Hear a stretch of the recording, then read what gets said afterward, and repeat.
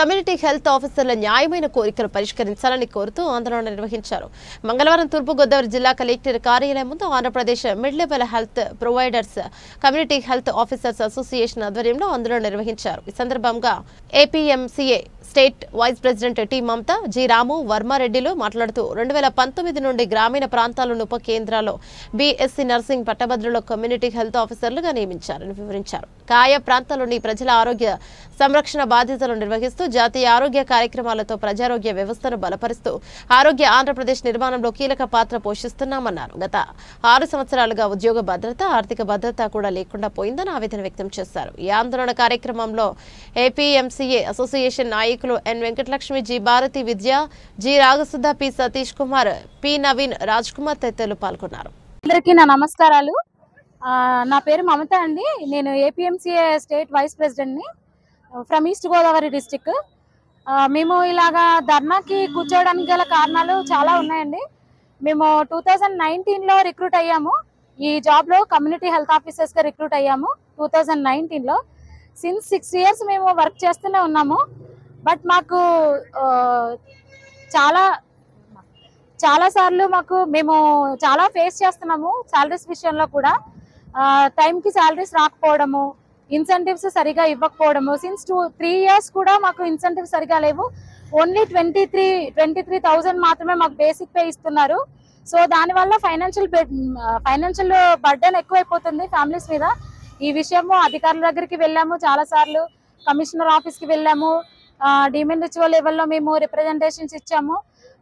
ఇంత ముందు కూడా మేము లాస్ట్ ఇయర్ కూడా స్ట్రైక్ చేసాము. ఆ విషయంలో మమ్మల్ని డిస్ట్రిక్ట్ రిప్రజెంటేషన్స్ పిలిచారు, మాట్లాడారు. బట్ ఏ హామీ కూడా మాకు ఆన్ పేపర్ ఇవ్వలేదు. ఏ హామీ కూడా ఇప్పటికి నెరవేర్చింది లేదు. మాకు ఫైనాన్షియల్గా మాకు ఏ హామీ ఇవ్వలేదు. లాస్ట్ 23 నవంబర్లో కూడా 23% 189 క్యాడర్స్కి ఇదే ఎన్హెచ్ఎం కింద 189 క్యాడర్స్కి 23% హైక్ ఇచ్చారు. బట్ అందులో ఓన్లీ కమ్యూనిటీ హెల్త్ ఆఫీసర్స్ని మాత్రమే ఎక్స్క్లూడ్ చేశారు. ఎందుకు ఎక్స్క్లూడ్ చేశారు సార్, మాకు ఎందుకు హైక్ ఇవ్వలేదు అన్నప్పుడు మమ్మల్ని పిలిచారు, రిప్రజెంటేషన్ ఇచ్చాము, చూస్తామమ్మా, మేము మాట్లాడతాము, మేము చేస్తామన్నారు. అది మాట్లాడి 2 ఇయర్స్ అవుతుంది. ఇప్పటికీ మాకు ఎలాంటి హామీ దాని మీద కూడా మాకు ఇవ్వలేదు. తర్వాత కరెంట్ బిల్లు అద్దెలు చెల్లించుకుంటున్నాం మేమే. అది కూడా 2 ఇయర్స్ నుండి మేము చెప్తూనే ఉన్నాము, సార్ మేము కట్టుకోలేకపోతున్నాము, మీరు ఇచ్చే శాలరీకి మా ఫ్యామిలీస్నే రన్ చేయలేని సిచ్యువేషన్లో మేము ఉన్నాము, మాకు అద్దెలు కరెంట్ బిల్లు సకాలం చెల్లించండి అని చెప్పేసి డిస్ట్రిక్ట్ ఆఫీసుల చుట్టూ, స్టేట్ ఆఫీసుల చుట్టూ తిరుగుతూనే ఉన్నాము. అయినా ఇప్పటికొచ్చి మాకు ఎలాంటి బిల్లులు కూడా మాకు సరిగ్గా ఇచ్చింది లేదు. సో ఇలాగా అన్ని ఫైనాన్షియల్గా చాలా ప్రాబ్లమ్స్ ఫేస్ చేస్తున్నాము.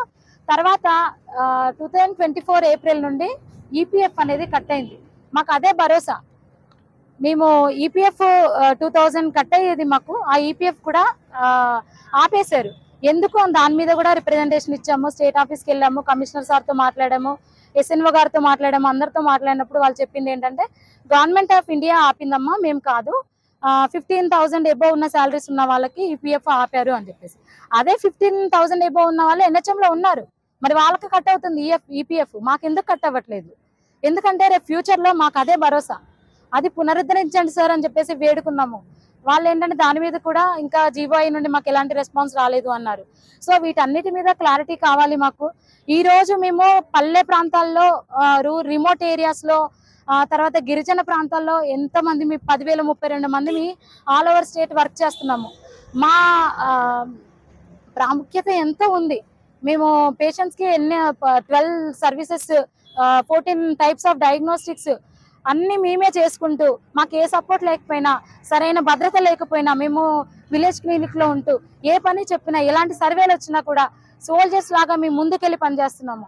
ఈ రోజు ప్రతి పని మేము చెయ్యని పని అంటూ లేదు, ప్రతి పని మేము చేస్తున్నాము. అయినా మాకు ఉద్యోగ భద్రత కానీ, మాకు ఫైనాన్షియల్ బెనిఫిట్స్ కానీ ఏమీ లేవు.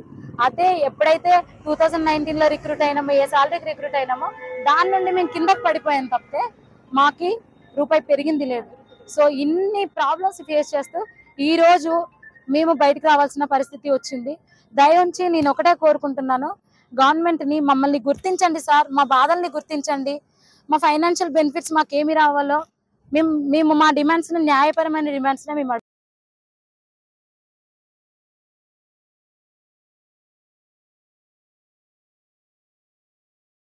మిత్రులందరికీ కూడా నా నుంచి కృతజ్ఞతలండి, మా అందరి CHOs నుంచి. ఎందుకు అని అంటే మా సమస్యని పై అధికారుల వరకు తీసుకెళ్తున్నందుకు.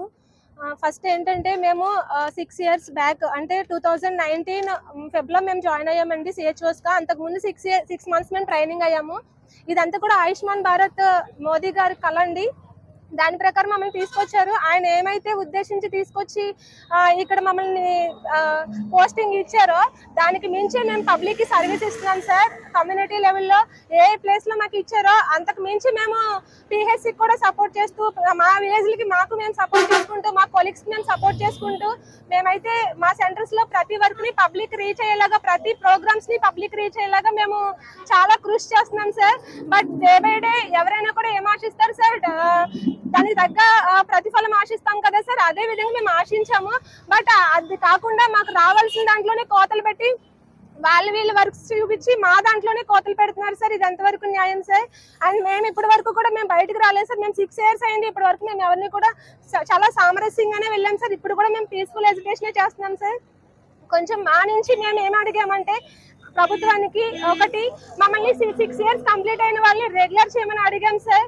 ఓకే, దాని తర్వాత 23% హైక్ లాస్ట్ ఇయర్ NHM వాళ్ళకి ఇచ్చింది. మాకు కూడా ఇప్పుడు అప్పుడు మీరు NHM కాదు, మీకు దీనికి కాదు దానికి వర్తించడానికి మమ్మల్ని అవాయిడ్ చేశారు సార్. బట్ అక్కడ దానికి లేక ఇక్కడ మీరు దీనికి సంబంధం లేదు, స్టేట్ కి సంబంధం లేదు, NHM కి సంబంధం లేదని మాకైతే ఎప్పటికప్పుడు మమ్మల్ని నెగ్లెక్ట్ చేస్తూనే వస్తున్నారు సార్. బట్ కీలక పాత్ర విలేజ్ లెవెల్లో పబ్లిక్ కి హెల్త్ సర్వీస్ అందించే విషయంలో కీలక పాత్ర పోషించేది CHOs సార్.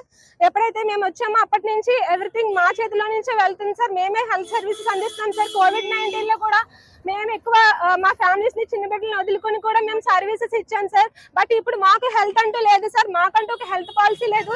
మేము ఒకవేళ FRS కోసం హడావుడిగా వెళ్తుంటే మా ప్రాణాలు కోల్పోతే మాకంటూ ఒకటి ఏమీ లేదు సార్. ఒక భరోసా లేదు సార్. ఒక చనిపోతే ఒక ఎక్స్ప్రెషన్ లేదు, ఏమీ లేదు సార్. చాలా మందిని కోల్పోయాం సార్. ఇంకొకటి FRS విషయంలో మేము కూడా ఫీల్డ్ స్టాఫే సార్. మేము స్కూల్ విజిట్స్ కి, అంగన్వాడీ విజిట్స్ కి చాలా 1 kilometer 2 kilometers వెళ్ళాల్సి వస్తుంది సార్. ఇప్పుడు 300 meters అని చెప్పి మమ్మల్ని చాలా భయభ్రాంతులకు గురి చేస్తున్నారు సార్. మా సాలరీలో కట్ చేస్తున్నారు సార్. దయచేసి ఇది కొంచెం అర్థం చేసుకుని మాకు న్యాయం చేయమని అడుగుతున్నాను సార్. Thank you.